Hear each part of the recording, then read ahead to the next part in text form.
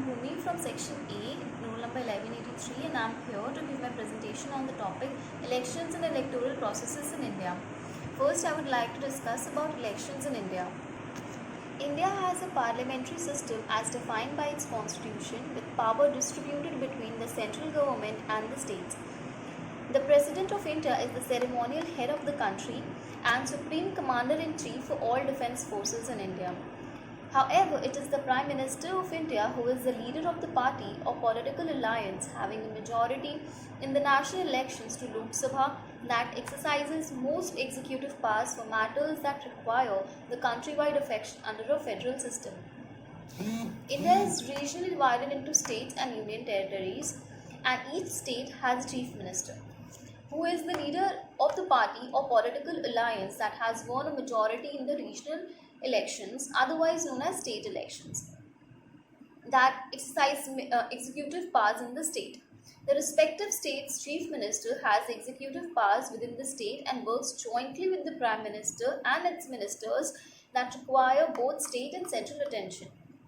Some union territories also elect an assembly and have a territorial government, and other union territories are governed by a person appointed by the President of India. The Election Commission is the federal body of India which is enacted under the provisions of the Constitution, responsible for monitoring and administrating all the electoral processes of India. This body is responsible for ensuring elections in India without any biasness. Election Commission ensures the conduct of members, pre-elections, during elections, post-elections are as per the statutory legislation. All election-related disputes are handled by the Election Commission.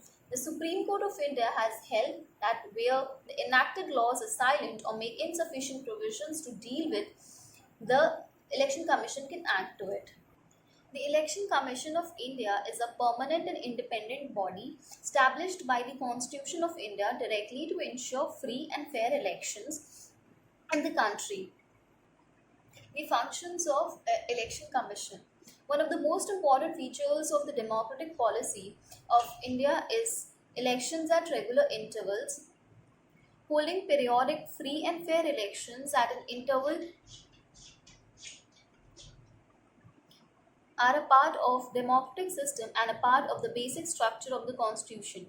The free elections. The Election Commission is regarded as the guardian of elections in the country.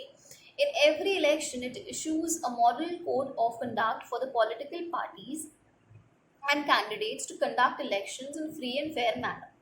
The Commission issued the Code of Conduct for the first time in 1971 for the 5th Lok Sabha elections and has revised it from time to time. It lays down guidelines for the conduct of political parties and candidates during an election period. The Election Commission has the right to allow symbols to the political parties. It gives recognition to the national parties, state parties, regional parties. It sets limits on poll expenses. The Commission prepares electoral rolls and updates the voters list from time to time. Notification of dates and schedules of elections for filling nominations are also issued by the Election Commission. The electoral reforms in India.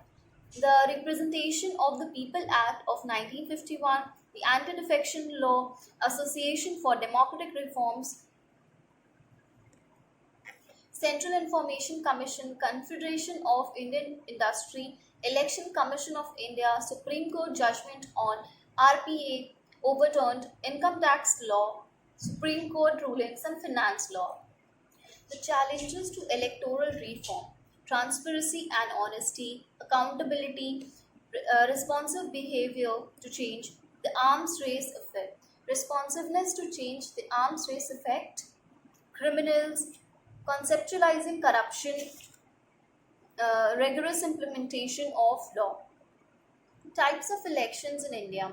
Elections in the Republic of India include elections for members of the Parliament in Lok Sabha and Rajya Sabha, members of state legislative assemblies, members of state legislative councils, members in the village panchayats or city corporation councils.